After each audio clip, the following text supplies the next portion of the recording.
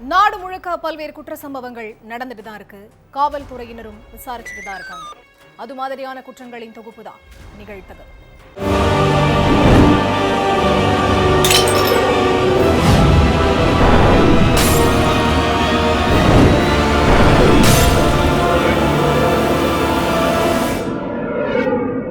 நிகழ்த்தகவு. ATM மையங்களுக்கு பணம் எடுக்க வரும் நபர்களுக்கு உதவி செய்வது போல் ஆக்டிங். ஏடிஎம் கார்டு சீக்ரெட் எண்களை கேட்டு வைத்துக் கொண்டு மாற்று ஏடிஎம் கார்டை கொடுத்து நூதன திருட்டில் ஈடுபட்ட கம்பளி போர்வை விற்பனையாளர்கள். வடமாநிலத்தைச் சேர்ந்த திருட்டு கும்பல் போலீசில் பிடிபட்டது எப்படி? அவர்கள் மீது எடுக்கப்பட்ட நடவடிக்கை என்ன?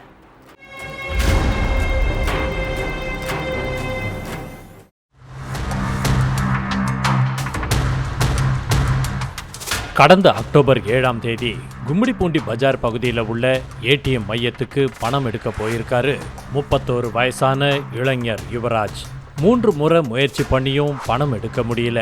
அப்போ ஏடிஎம் மையத்துக்கு வெளியே உட்கார்ந்துகிட்டு இருந்த ஒரு வடமாநில நபர், என்னாச்சு, பணம் எடுக்க முடியலையா, நான் வேணும்னா உதவி பண்ணட்டுமா அப்படின்னு அக்கறையா கேட்டிருக்காரு. அந்த அக்கறையை நம்பின யுவராஜும் சரின்னு தலையாட்ட அவர்கிட்ட இருந்து ஏடிஎம் கார்டை வாங்கியிருக்காரு வடமாநில இளைஞர். அதையடுத்து சீக்ரெட் நம்பரை கேட்ட அந்த வடமாநில இளைஞர் ஏடிஎம் மிஷின்ல கார்டை வச்சு பணம் எடுத்து பார்த்திருக்காரு. அப்போ பணம் வரல, மிஷின்ல பணம் இல்ல, அதான் வரலன்னு சொன்ன வடமாநில இளைஞர் கார்டை யுவராஜ் கிட்ட கொடுத்துட்டு அங்கிருந்து போயிட்டாரு. அதையடுத்து வேற ஒரு ஏடிஎம் இயந்திரத்துல போய் பணம் எடுக்கலாம்னு யுவராஜும் அங்க இருந்து கிளம்பிட்டாரு. அடுத்த கொஞ்ச நேரத்திலேயே அவருடைய அக்கவுண்ட்ல இருந்து 44,000 ரூபாய் எடுக்கப்பட்டிருக்கிறதா ஒரு மெசேஜ் வந்திருக்கு.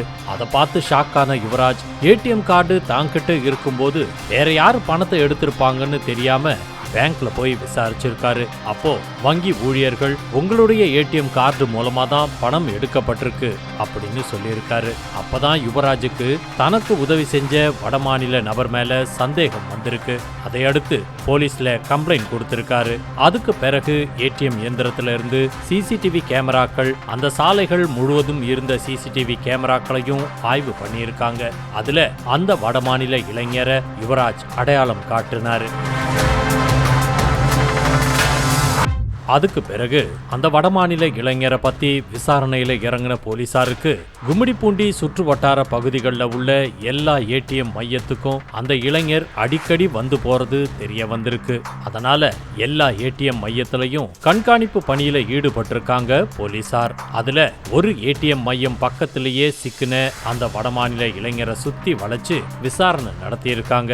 அப்பதான் பல உண்மைகள் வெளியே வந்துச்சு. உத்தரப்பிரதேசத்தை சேர்ந்த இளைஞர்களான முகமது அமீர், அட்டில் ரஷீத், நகின் முஜிஹின், இவங்க 3 பேருமே திருவள்ளூர் கும்மிடிப்பூண்டி பகுதிகளில் கம்பளி போர்வை வித்துக்கிட்டு இருந்திருக்காங்க. அதுல போதிய வருமானம் இல்லாததால ஏடிஎம் மையத்துல கைவரிசை காட்டணும்னு முடிவும் பண்ணியிருக்காங்க. அதுக்காக அவங்க தேர்ந்தெடுத்த வழிதான் ஏடிஎம் மையத்துக்கு பணம் எடுக்க வர்ற நபர்களுக்கு உதவி செய்யற டெக்னிக்.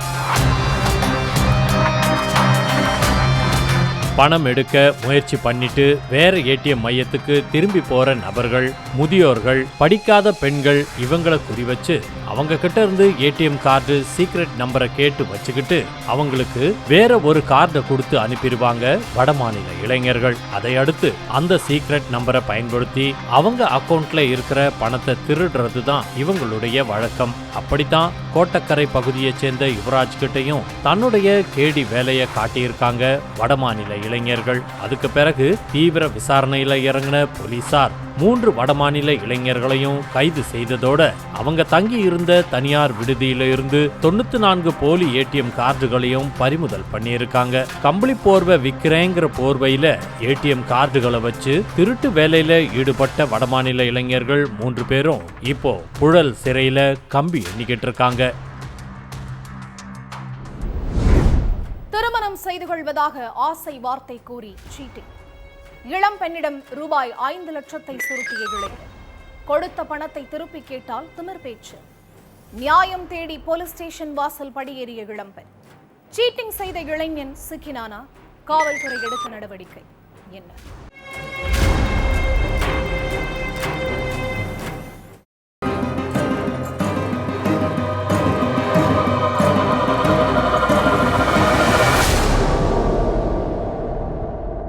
சென்னையில உள்ள ஒரு பிரைவேட் கம்பெனில வேலை பார்த்துக்கிட்டு இருந்திருக்காரு 27 வயதான இளைஞர் துரைராஜ். கடலூர் பன்ருட்டி பக்கத்துல உள்ள சிறு தொண்டமாதேவி பகுதியைச் சேர்ந்த இந்த இளைஞருக்கு தன் கூட வேலை பார்த்த 27 வயசான இளம் பெண் மேல காதல் வந்திருக்கு. விழுப்புரம் திண்டிவனத்தை சேர்ந்த அந்த பொண்ணுகிட்ட துரைராஜ் ப்ரப்போஸ் பண்ணியிருக்காரு. ஆனா அந்த பொண்ணு காதலை ஏத்துக்கல. துரைராஜும் அந்த பொண்ணும் வெவ்வேறு சமூகம் அப்படிங்கறதால காதலை ஏத்துக்கல. இருந்தாலும் விடாம விரட்டி காதலிச்சிருக்காரு. ஒரு கட்டத்துல 2 பேரும் வெவ்வேறு சமூகம், கண்டிப்பா நம்ம பெற்றோர் காதலை ஏத்துக்க மாட்டாங்கன்னு சொன்ன அந்த பொண்ணு கல்யாணம்னு வர்றப்ப பெரிய பிரச்சனையாகும்னு சொல்லியிருக்காங்க. அதுக்கு யார் எதிர்த்தாலும் நான் கண்டிப்பா உன்னை கைவிட மாட்டேன்னு சூடம் ஏத்தாத குறையா சத்தியம் பண்ணி வாக்குறுதி கொடுத்திருக்காரு துரைராஜ். இளைஞன் தன்னுடைய காதல்ல உறுதியா இருந்ததால மனசு இறங்கின அந்த இளம் பெண்ணும் பச்சை கொடி காட்டியிருக்காங்க.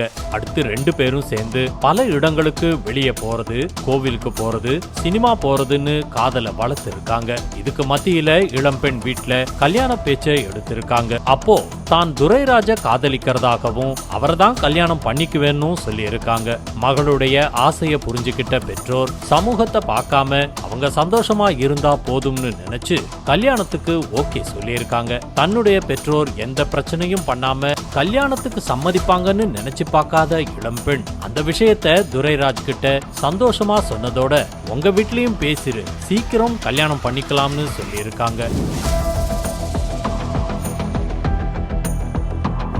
அதுக்கு பிறகு துரைராஜ் தன்னுடைய அப்பா அம்மா கிட்ட விஷயத்தை சொல்லியிருக்காரு. அதை கேட்டு டென்ஷன் ஆன இளைஞருடைய பெற்றோர், உன் அண்ணனுக்கு பொண்ணு பார்த்திருக்கோம், அவனுடைய கல்யாணம் முடியட்டும், அதுக்கு பிறகுதான் உன் கல்யாணம்னு சொன்னதோட காதலிக்கிற பொண்ணு நம்ம சமூகம் இல்லைன்னா காதல் கத்திரிக்காய மறந்துரு, ஒருவேளை அந்த பொண்ணை தான் கல்யாணம் பண்ணுவேன்னு சொன்னா உனக்கு சொத்து கிடையாது, எல்லா சொத்துமே அண்ணனுக்கு தான், நீ வீட்டு பக்கமே வராதன்னு உறுதியா சொல்லி இருக்காங்க. தன் பெற்றோர்கிட்ட இருந்து இப்படி ஒரு பதிலை எதிர்பார்க்காத இளைஞன் இளம் பெண் கிட்டையும் விஷயத்த சொல்லி இருக்காரு. அதோடு என் அண்ணனுக்கு மேரேஜ் முடியட்டும், நாம ரிஜிஸ்டர் மேரேஜ் பண்ணிக்கலாம்னு சொல்லி இருக்காரு. இதுக்கு மத்தியில தன் அண்ணன் மேரேஜுக்காக சென்னையில இருந்து தன் சொந்த ஊருக்கு போயிருக்காரு துரைராஜ். கல்யாணம் முடிஞ்சு மறுபடியும் சென்னை வந்த பிறகு காதலனுடைய நடவடிக்கைகள்ல நிறைய மாற்றத்தை பார்த்திருக்காங்க இளம்பெண்.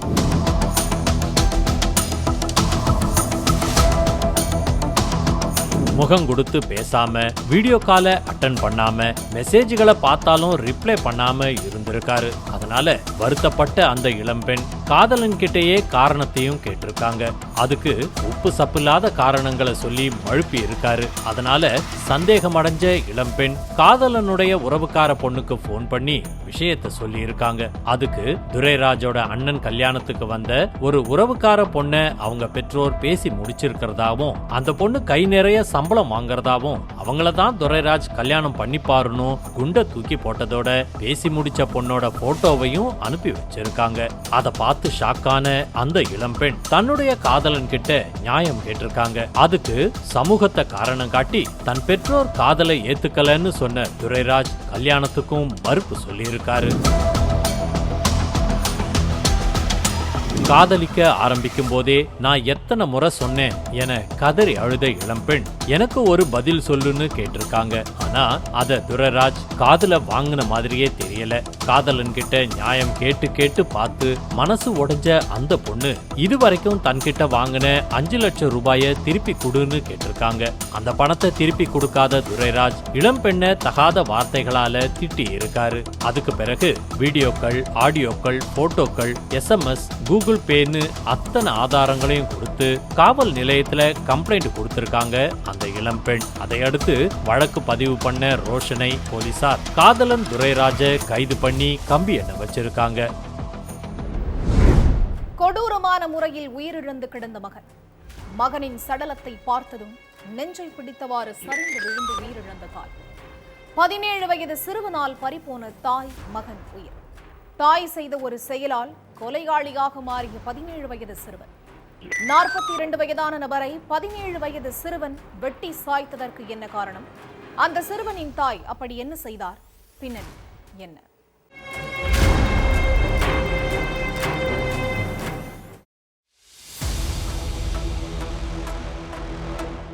நைட்டு 8 மணி இருக்கும். வீட்டு கிச்சன்ல நின்னு நைட் டின்னர் ரெடி பண்ணிக்கிட்டு இருந்திருக்காங்க ஒரு பெண். அப்போ வீட்டு வாசல்ல ஒருத்தர் ஐயோ அம்மான்னு கத்தி கூப்பாடு போடுற சத்தம் கேட்டிருக்கு. என்னாச்சுன்னு ஓடி வந்து பார்த்தா 2 வீடு தள்ளி உள்ள வீட்டுல இருந்து அவங்களுடைய சொந்தக்காரர் கதிரவன் ரத்த வெள்ளத்துல உயிருக்கு போராடிக்கிட்டு இருந்திருக்காரு. உடனே அந்த பொண்ணு போலீஸுக்கும் ஆம்புலன்ஸுக்கும் தகவல் சொல்லி இருக்காங்க. போன் பண்ண கொஞ்ச நேரத்திலேயே ஸ்பாட்டுக்கு வந்த போலீஸ் துடிச்சுக்கிட்டு இருந்தவரை மீட்டு ஆம்புலன்ஸ்ல ஹாஸ்பிட்டலுக்கு அனுப்பி வச்சாங்க. ஆனா அங்க அவரை பரிசோதனை பண்ண மருத்துவர்கள் அவர் ஏற்கனவே உயிரிழந்துட்டதா சொல்லிட்டாங்க.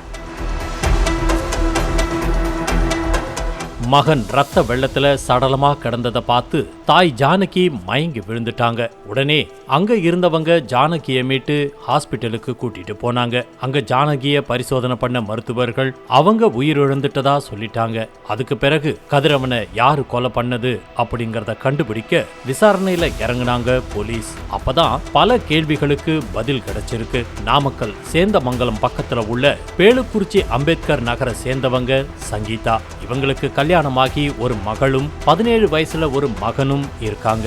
இந்த சூழல்ல சங்கீதாவுக்கு அதே ஏரியாவை சேர்ந்த ஆட்டோ டிரைவரான கதிரவன் கூட பழக்கம் ஏற்பட்டிருக்கு. இது நாளாக தகாத உறவா மாறி 2 பேரும் அடிக்கடி தனிமையில சந்திச்சு பேசுற அளவுக்கு பார்டரை கிராஸ் பண்ணி போயிருக்கு. இந்த விஷயம் சங்கீதாவுடைய கணவனுக்கு தெரிய வர 2 குடும்பத்துக்கும் நடுவுல பூதாகரமே வெடிச்சு இருக்கு. என் மனைவி கிட்ட இனிமே நீ பேசக்கூடாது, பழகக்கூடாது, என் வீட்டு வாசப்படிய கூட நீ மிதிக்க கூடாதுன்னு சொல்லி கதிரவன் கிட்ட சண்டை போட்டிருக்காரு. என்ன சொல்லி என்ன கத்துனாலும் நீ பாட்டுக்கு கத்து, நான் பாட்டுக்கு இருப்பேங்கிற மாதிரி கதிரவன் தொடர்ந்து சங்கீதாவோட பேசி பழகிக்கிட்டே இருந்திருக்காரு. அதனால கணவன் மனைவிக்கு நடுவுல அடிக்கடி தகராறு வந்திருக்கு. தாயோட தகாத உறவை தெரிஞ்சு 17 வயசு மகன் சங்கீதாவை கண்டிச்சிருக்கான். ஆனாலும் அவங்க கதிரவனுடைய உறவை கைவிடல. இதுக்கு நடுவுல வீட்டுல யாரும் இல்லாத நேரங்கள்ல கதிரவனை வீட்டுக்கு வர வச்சு தனிமையில இருந்திருக்காங்க சங்கீதா. இவ்வளவு தூரம் பிரச்சனை ஆகியும் கூட கதிரவன் சங்கீதா கூட பேசி பழகிறத நிறுத்திக்கவே இல்லை. நாளாக கதிரவனுடைய அட்டூழியம் எல்லை மீறி போனதை கவனிச்ச 17 வயது சிறுவன் இன்னையோட அவனுக்கு ஒரு முடிவு கட்டி ஆகணும்னு நினைச்சு வீட்டுல இருந்த கோடாரியை எடுத்துட்டு நேரா கதிரவனோட வீட்டுக்கு போயிருக்கான். ஆனா அங்க யாரும் இல்லாததால மறுபடியும் வீட்டுக்கு வந்திருக்கான். வீட்ல தாய் சங்கீதா கூட கதிரவன் தனிமையில இருந்ததை நேர்ல பார்த்ததும் கொந்தளிச்சு போன சிறுவன் தாயையும் கதிரவனையும் வெளுத்து வாங்கியிருக்கான். அதோட விடாம வீட்ல இருந்த கோடாரியை எடுத்துக்கிட்டு கதிரவனை விரட்டிக்கிட்டு போய் கழுத்து தலைன்னு பல இடங்கள்லயும் கண்மூடித்தனமா வெட்டியிருக்கான். அதுல நில குலைஞ்சு போன கதிரவன் ஸ்பாட்லயே உயிரிழந்துட்டாரு. சங்கீதா வீட்டு வாசல்ல இருந்து தப்பிச்சு ஓடினவரு கொஞ்சம் தள்ளி இருக்கிற அவங்க சொந்தக்காரங்க வீட்டு முன்னாடி வச்சுதான் வெட்டி கொன்னிருக்கான் அந்த சிறுவன். கதிரவன் கத்தி கதறிக்கிட்டு இருந்ததை முதல்ல பார்த்த அவருடைய சொந்தக்கார பொண்ணு அவருடைய அம்மா ஜானகிக்கு போன் பண்ணி சொல்லியிருக்காங்க. மகன் சடலமா கிடந்ததை பார்த்த தாயும் மாரடைப்பு ஏற்பட்டு சம்பவ இடத்திலேயே உயிரிழந்துட்டாங்க. சிசிடிவி கேமராவை வச்சு தலைமறைவா இருந்த 17 வயது சிறுவனை கைது பண்ண போலீஸ் அவங்கிட்ட தொடர்ந்து விசாரணை நடத்திக்கிட்டு இருக்காங்க. பணிக்கு சென்று விட்டு வீடு திரும்பிய கணவன் தினம் சாப்பாட்டு நேரத்தில் வெடித்த போர்க்களம். 6 மாத கர்ப்பிணி மனைவியையும் 2 வயது மகனையும் கத்தியால் குத்தி கொலை செய்த கொடூரம். ரத்தத்தில் மிதந்து கிடந்த பால் பாட்டிலை பார்த்து கதறி எழுத உறவினர்கள். சாப்பாட்டிற்காக கர்ப்பிணி மனைவியையும் மகனையும் துடிக்க கொன்ற அரக்கன் சிக்கியது எப்படி? நடந்தது என்ன?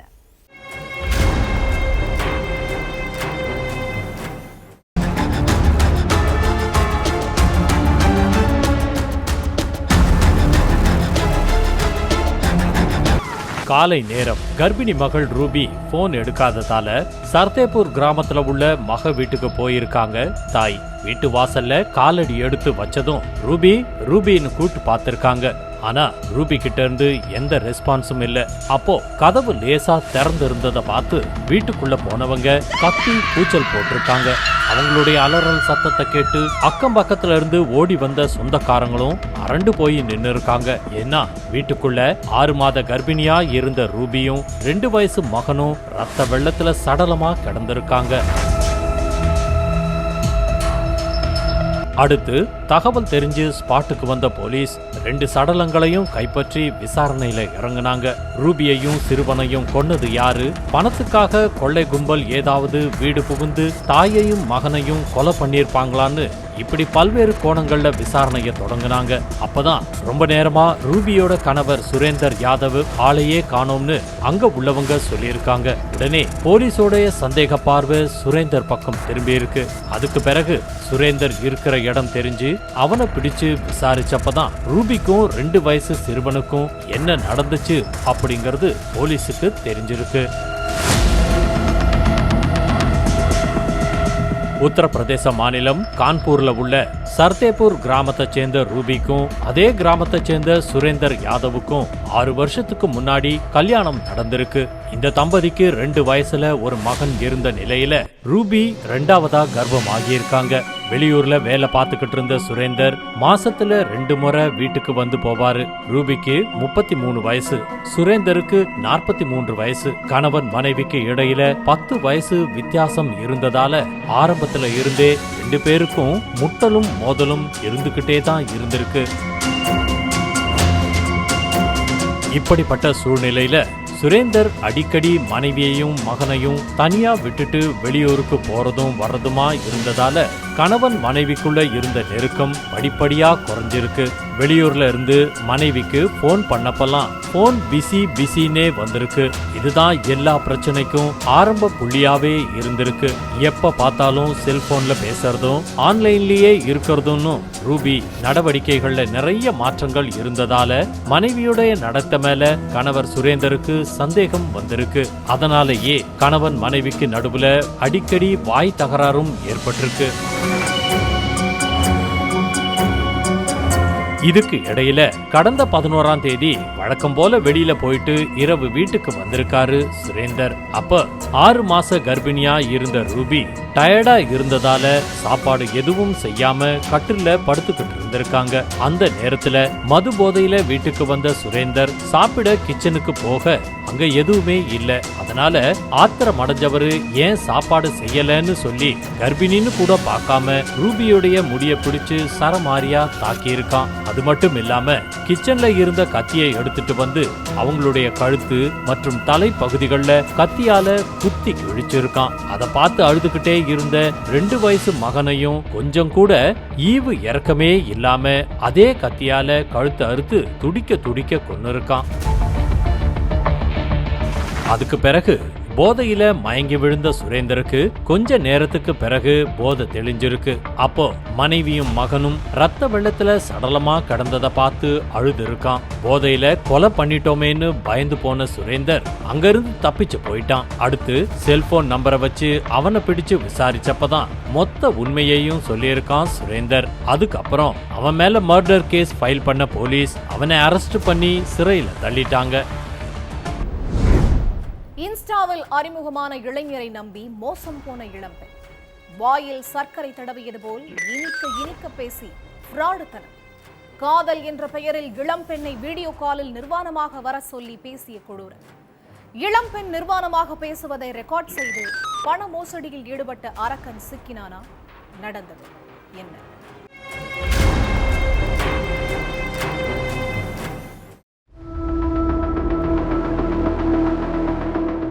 அவமானத்துக்கு பயந்து அஞ்சு நடுங்குனது போதும், இனி என்ன ஆனாலும் பார்த்துக்கலாம்னு மனசை திடப்படுத்திக்கிட்டு தாம்பரம் மாநகர காவல் ஆணையர்கிட்ட போய் கம்ப்ளைண்ட் கொடுத்திருக்காங்க ஒரு இளம்பெண்.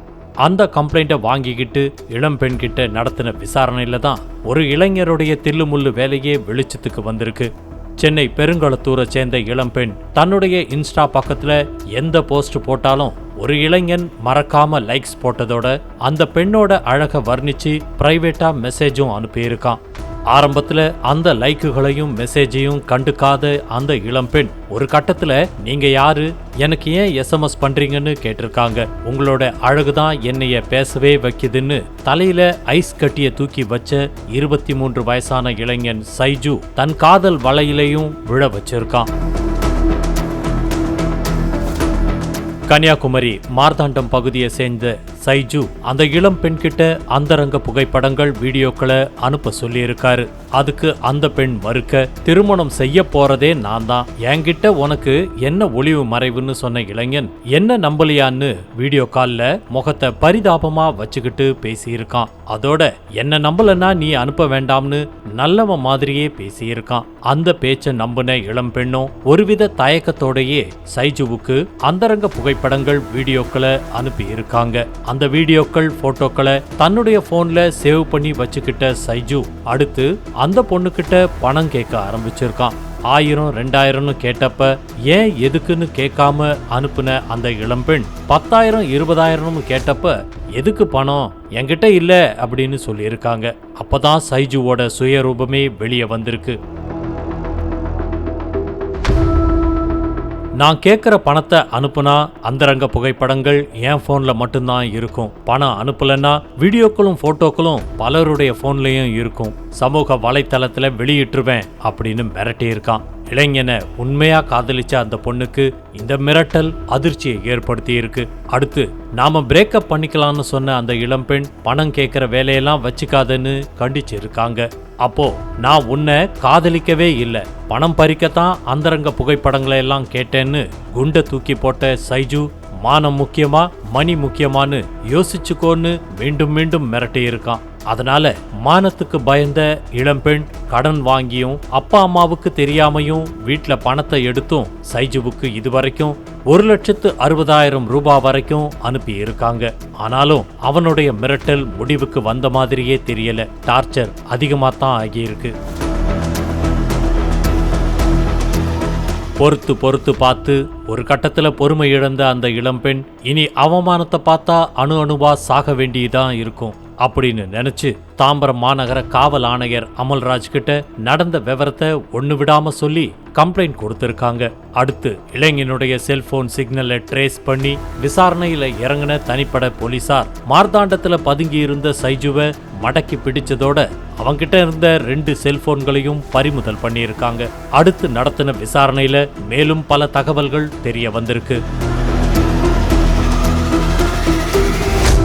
பைக் ரேஸ் வீடியோக்களை பதிவிட்டு ஆயிரக்கணக்கில் ஃபாலோயர்ஸ்களை வச்சிருக்கிற சைஜு தன்கிட்ட பேசுற பெண்களையும் தானே தேடி போய் பேசுற பெண்களையும் காதலிக்கிறதா கொக்கி போடுவான். அதுக்கு பிறகு அந்த பெண்களை வீடியோ கால்ல நிர்வாணமா வர சொல்லி அதை ஸ்கிரீன் ரெக்கார்ட் பண்ணி மிரட்டி பணம் பறிக்கிறது தான் அவனுடைய முழு நேர வேலை. சைஜு கிட்ட இருந்து பறிமுதல் பண்ண 2 செல்போன் முழுக்க பல பெண்களுடைய அந்தரங்க புகைப்படங்கள் வீடியோக்களும் தான் இருந்திருக்கு.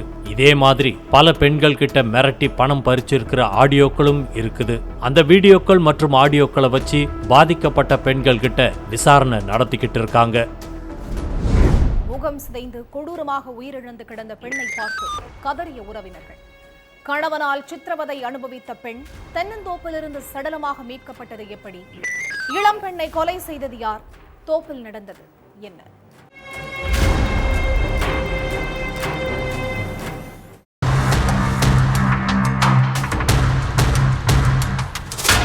கொக்கம்பாளையம் கிராமத்துல உள்ள தென்னந்தோப்புல ஒரு இளம்பெண் சடலமா கிடந்திருக்காங்க. அந்த வழியா போன மக்கள் சிலர் போலீஸுக்கு தகவல் சொல்லியிருக்காங்க. சம்பவ இடத்துக்கு போன போலீஸ் இளம்பெண்ணுடைய சடலத்தை கைப்பற்றி அவங்க யாரு என்னங்கிறத பத்தி விசாரிக்க ஆரம்பிச்சாங்க. சுத்தி இருக்கிற போலீஸ் ஸ்டேஷன்கள்ல இளம்பெண் யாராச்சும் காணாம போயிட்டதா சொல்லி கம்ப்ளைண்ட் ஏதாவது வந்திருக்கான்னு போலீஸ் செக் பண்ணி பார்த்தாங்க. அதுல குண்டடம் போலீஸ் ஸ்டேஷன்ல 26 வயசு இளம்பெண் பூங்கொடி காணாம போனதா அவங்க பெற்றோர் கம்ப்ளைண்ட் கொடுத்த விஷயம் தெரிய வந்திருக்கு. அதுக்கப்புறம் கம்ப்ளைண்ட் கொடுத்த அந்த இளம் பெண்ணுடைய பெற்றோரை வர வச்சு சடலத்தை நேர்ல காட்டுனதுக்கு அப்புறம் அது பூங்கொடிங்கிறது உறுதியாகி இருக்கு. அதுக்கு பிறகு போலீஸ் நடத்தின தீவிர விசாரணையில பல பகீர் உண்மைகள் வெளியே வந்திருக்கு. திருப்பூர் தாராபுரம் பக்கத்துல உள்ள கொக்கம்பாளையம் கிராமத்தை சேர்ந்தவங்க கணேசன் வசந்தி தம்பதி. இவங்களுடைய ஒரே மகள் தான் இந்த பூங்கொடி. இவங்களுக்கும் அங்கமுத்துங்கிறவருக்கும் கடந்த 10 வருஷத்துக்கு முன்னால காதலிச்சு கல்யாணம் பண்ணிக்கிட்டாங்க. இப்ப இந்த தம்பதிக்கு 7 வயசுல ஒரு மகனும் 3 வயசுல ஒரு மகளும் இருக்காங்க.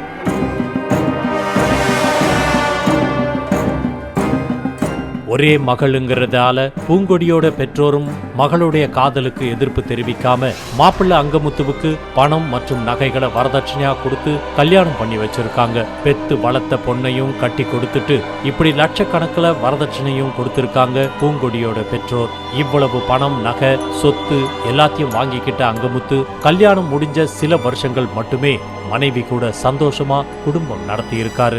ஆனா அதுக்கப்புறம் கணவன் மனைவிக்கு நடுவுல அடிக்கடி தகராறு ஏற்பட்டிருக்கு. இதுக்கு நடுவுல அங்கமுத்துவுக்கு பல்லடம் வருவாய்த்துறையில உள்ள ஒரு பொண்ணு கூட பழக்கம் ஏற்பட்டிருக்கு. இந்த பழக்கம் நாளடைவுல நெருக்கமாகி அது திருமணத்தையும் கடந்த உறவா மாறியிருக்கு. கடந்த 2 வருஷத்துக்கு மேல அந்த பெண் கூட அங்கமுத்து தகாத உறவுல இருந்துட்டு வந்ததா சொல்லப்படுது. கடந்த சில மாசங்களுக்கு முன்னாடி தன்னுடைய கணவர் அங்கமுத்து வேறொரு பொண்ணு கூட தகாத உறவு வச்சிருக்கிற விஷயம் மனைவி பூங்கொடிக்கு தெரிஞ்சிருக்கு. வெறும் சந்தேகத்தை வச்சு பேசினா தப்பாயிரும், கையும் களவுமா பிடிச்சாதான் பிரச்சனைக்கு ஒரு முடிவு கட்ட முடியும்னு நினைச்ச பூங்கொடி அங்கமுத்துவுக்கே தெரியாம அவருடைய போனை எடுத்து செக் பண்ணியிருக்காங்க. அதுல அங்கமுத்து ஒரு பெண் கூட நெருக்கமா இருக்கிற போட்டோஸ்கள், ரொமான்டிக்கா பேசியிருந்த மெசேஜ்கள் எல்லாத்தையும் பார்த்து நொறுங்கி போயிட்டாங்க. விடிஞ்சதும் போன்ல பார்த்ததை பத்தி அங்கமுத்து கிட்ட கேட்டு சண்டை போட்டிருக்காங்க. இதோட இந்த திருட்டு வேலையை விட்டுட்டா நல்லது, இல்லனா குடும்பமே வீணாயிரும்னு அங்கமுத்துவ மனைவி கண்டிச்சிருக்காங்க. ஆனா அங்கமுத்துவோ எல்லா உண்மையும் அவளுக்கு தான் தெரிஞ்சிருச்சு, இனி என்ன பயம்னு அந்த பெண்ணோட பேச்சப்ல தான் இருந்திருக்காரு. வார்னிங் கொடுத்தும் திருந்தலையா, நமக்கு 2 குழந்தைங்க இருக்காங்க, அதை மறந்துட்டியான்னு கேட்டு சம்பவத்தன்னைக்கும் பூங்கொடி சண்டை போட்டிருக்காங்க. அதோட கணவன் கூட பேசுற பொண்ணையும் எச்சரிச்சிருக்காங்க. ஆனா அந்த பொண்ணு, உங்க கணவரை நீங்க தான் கண்டிக்கணுமே தவிர என்ன கண்டிக்கிறதுக்கு உங்களுக்கு எந்த ரைட்ஸும் இல்லைன்னு லா பாயிண்ட்ஸ் பேசியிருக்காங்க. அடுத்து கணவர்கிட்டையும் கெஞ்சி பார்த்திருக்காங்க. அப்போ ஊர் உலகத்துல பண்ணாததையா நான் பண்றேன், அப்படிதான் பேசுவேன், உனக்கு இஷ்டம் இருந்தா இரு, இல்லைன்னா நீ கிளம்பி போயிருன்னு தெனாவட்டா பேசியிருக்காரு அங்கமுத்து. இது சரிப்பட்டு வராது, இந்த விஷயத்தை எங்க அப்பா அம்மா கிட்ட சொன்னாதான் சரி வரும்னு சொல்லியிருக்காங்க பூங்கொடி. மாமனார் மாமியாருக்கு தெரிஞ்சா பெரிய பிரச்சனை பண்ணிடுவாங்களோன்னு பயந்த அங்கமுத்து மனைவி கிட்ட நடிக்க ஆரம்பிச்சிருக்கான். தகாத உறவை கைவிட்ட மாதிரி ஆக்ட் பண்ணவன் பூங்கொடிய கொலை பண்ணவும் திட்டம் போட்டிருக்கான்.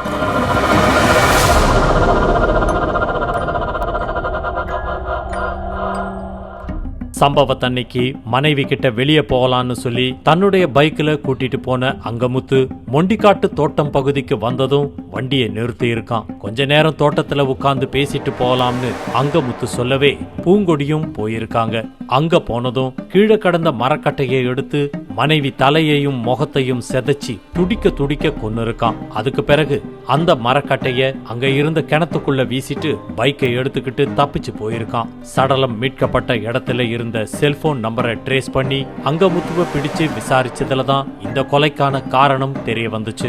அடுத்து மனைவிய கொலை பண்ண அங்கமுத்துவை கைது பண்ணி விசாரணை நடத்திட்டு வர்றாங்க.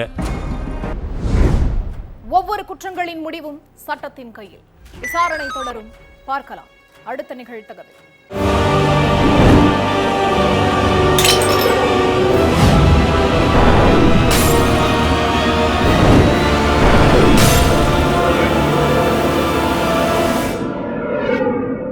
நிகழ்தகவு.